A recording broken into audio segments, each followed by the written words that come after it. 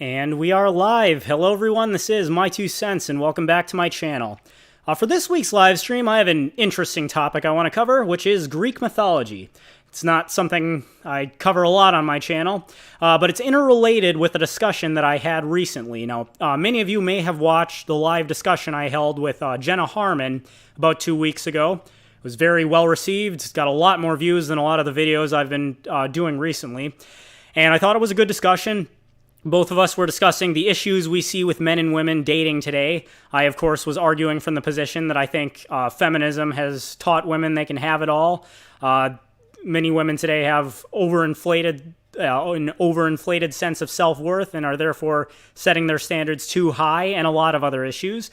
But there is one thing I wanted to go back and cover again. Now, this is not a response to Jenna per se. It's just I want to more thoroughly flesh out a question she posed to me during that live stream. And that is that when I was pointing out that great number of women today have their sights set only on the highest value men by their perception, men who are a certain height, make a certain amount of money, looks, and many other factors, but just that the amount of men who meet all those characteristics is so infinitesimally low, it doesn't take a genius to realize that not every woman can have those men.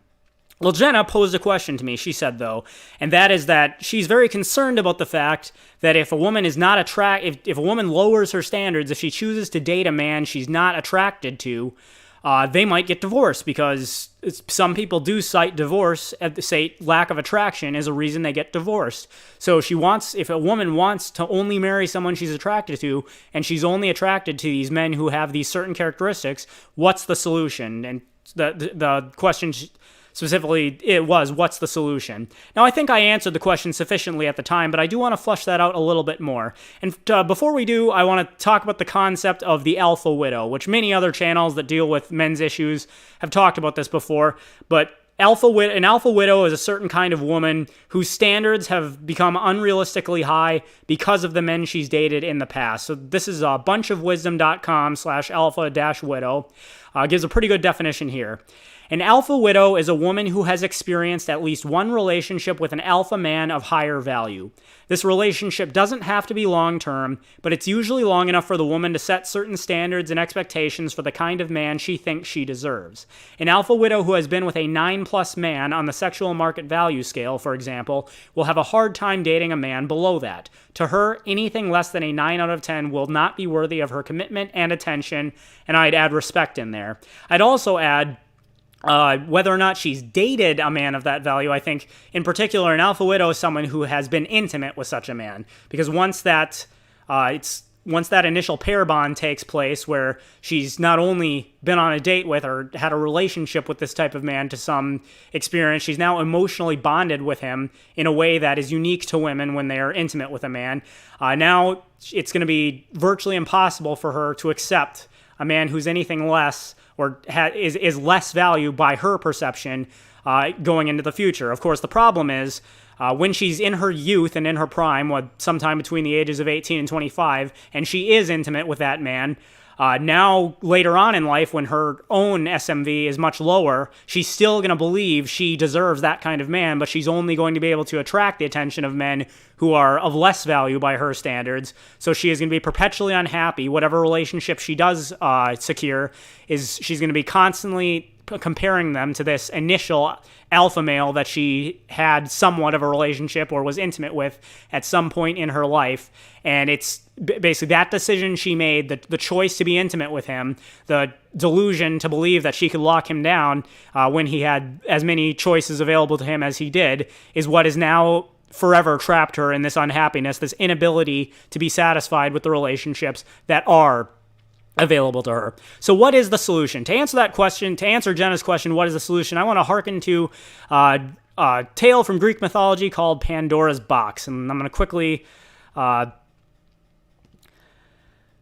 pull up a summary of that myth here from GreekMythology.com. So what is the tale of Pandora's Box? The myth of Pandora's Box is one of the most descriptive myths of human behavior in Greek mythology. Ancient Greeks used this myth not only to instruct themselves about the weakness of humans, but also to explain several misfortunes of the human race. Pandora was, according to the myth, the first woman on Earth. She was created by the gods. Each one of them gave her a gift. Thus, her name in Greek means the one who bears all gifts. Pandora was created as a punishment to mankind. Zeus wanted to punish people because Prometheus stole the fire and gave it to them. Her gifts were beautifully evil, according to Hesiod. Hephaestus created her from clay, shaping her perfectly. Aphrodite gave her femininity, and Athena taught her crafts. Hermes was ordered by Zeus to teach her to be deceitful, stubborn, and curious. Pandora was given a box or jar called Pythos in Greek. The gods told her that the box contained special gifts from them, but that she was not allowed to open the box ever. Then Hermes took her to Epimetheus, the brother of Prometheus, to be his wife.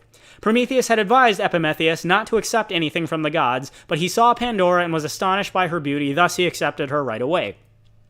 Pandora was trying to tame her curiosity, but at the end, she could not hold herself anymore. She opened the box, and all the illnesses and hardships that the gods had hidden in the box started coming out. Pandora was scared because she saw all the evil spirits coming out and tried to close the box as fast as possible, closing Hope inside.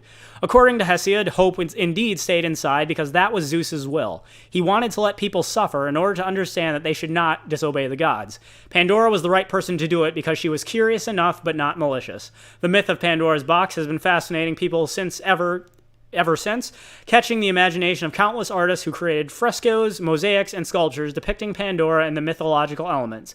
The myth itself appears in many different versions. The most distinctive difference is that in some myths, Hope does not come out. The main purpose of the myth of Pandora, though, is to address the question of why evil exists in the world.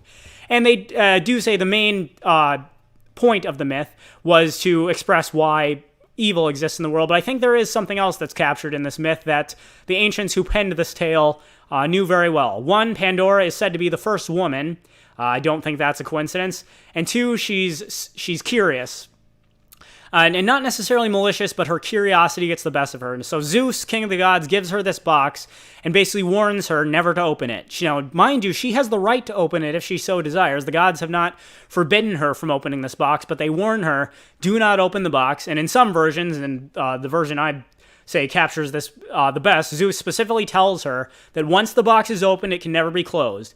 It is her right to open the box if she so desires, but if she opens it, afterwards she can't close it. Whatever the consequences of opening the box are, they can't be undone once they've been made. So this choice is left to her. Now, I think much in the same way, the modern woman is very much like Pandora in that she has a great deal of freedom. There are, cultures in the past where a woman's choices were much more dictated by her father or eventually her husband. But in our culture today, women have been given the freedom to make whatever decisions they want. And much like Pandora, when they come of age, they have a decision to make. Now, they have a Pandora's box that's been given to them, and that is whether or not they are going to, in their youth, actively seek out a man who is husband material and try to obtain a long-term relationship with him, or are they going to chase the highest value men that they can find, hoping that one such man is going to commit to them, but ultimately dooming them from ever being happy if such men don't commit to them? Because, as the Alpha Widow concept of the Alpha Widow explains, once a woman chooses to be intimate with a man, particularly a man that's very, very high value by her perception, it's going to be almost impossible for her to respect or be satisfied by a relationship with anyone else thereafter. And so if she so chooses to pursue relationships with these kind of men in her youth, all the while, she ought to be aware that such men that are of these in the top 1%, men who are over 6 feet tall, make a certain amount of money, have secured a certain amount of fame, looks, everything else.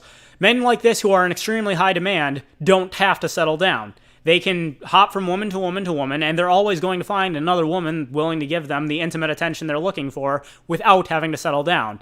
So if you think you're going to lock a man like this down by giving him intimacy, you ought to know better. It's just not going to work that way. But while you may experience the temporary pleasures of having a fling with such a man, having the intimacy, living the lifestyle, whatever it may be, you are also dooming yourself to, in all likelihood, never being able to be satisfied with those relationships you are going to be able to obtain later on in life. And the decision once made can never be reversed. And hence, Pandora's Box. So Jenna asked me, for a woman in this situation, a woman who's now over the age of 25, reaching her epiphany phase, or fast approaching the wall, if it's impossible for her to be attracted to a man who doesn't possess all these characteristics, and she's never going to be happy unless she has a relationship with a man who possesses all the characteristics, what's the solution? Well, the answer is much like Pandora, there is no solution. Once the box was opened, it can never be closed. Pandora could ask, once Pandora's opened the box and all the evil that she releases into the world is now free, she could, does she turn back to the gods and say, what's the solution? No, because she already knows the answer. They warned her never to open the box, and now it's opened. The only solution is for her to live with the consequences, knowing that because she couldn't follow instructions, because she did what she was explicitly told never to do, all the evil in the world and all the suffering mankind is going to endure is forever placed on mankind. And it's really the same for a woman who's... The solution really is more and more fathers need to get serious about teaching their daughters. Of course, I know many daughters have been deliberately rid of their fathers, but because modern feminism has made it so easy for women to take children away from their fathers. But whether it's their father, whether it's someone else, the message needs to be conveyed to women before they come of age that, look, once you come of age, what you do with your body, what you do with with your life and your career choices and your choices in men, those are your decisions to make. Just know that certain decisions once made cannot be unmade. If you choose, if you get that invitation from a professional athlete to go party on his yacht and have some bedroom fun later, you're free to accept that invitation. You can do so if you like, and you'll probably enjoy yourself a lot. Just know that if you do, if you imprint on that kind of man, the odds that he's going to settle down with you are incredibly low, especially once you give up your body so freely like that. And further, as you get older, the things that make you attractive to those kind of men are going to rapidly fade. Yet, if you'll also, having experienced that lifestyle, if even for a moment, it's going to be very difficult for you to be satisfied by whatever relationships you can obtain later on. But now you're not going to have a choice. It's either going to be a relationship with a lower value man by your perspective, or no relationship at all. Those are your two options. The box has been opened and it can't be closed. So really, I think that is... the story of Pandora's Box is very useful in illustrating that concept of what it means to be an alpha widow. An alpha widow is a woman who opened the forbidden box. She chose to do so to experience whatever fleeting pleasures might have come from that, but now she's forever doomed, trapped in a prison of her own making. And if you ask the question, what's the solution? The solution is there is none. Accept an unsatisfying relationship with a lower value man by your perspective, or choose to remain single and be unsatisfied. But either way, the box is opened, it can't be closed. So that's, I don't really have anything more to say on that. I just thought it was a pretty useful way of illustrating that point and worthy of putting out here as a podcast on the channel. So I don't see very much interaction with the chat. I think we'll go ahead and end it there for today. But as always, that is my 2 cents. You can take it for what it's worth.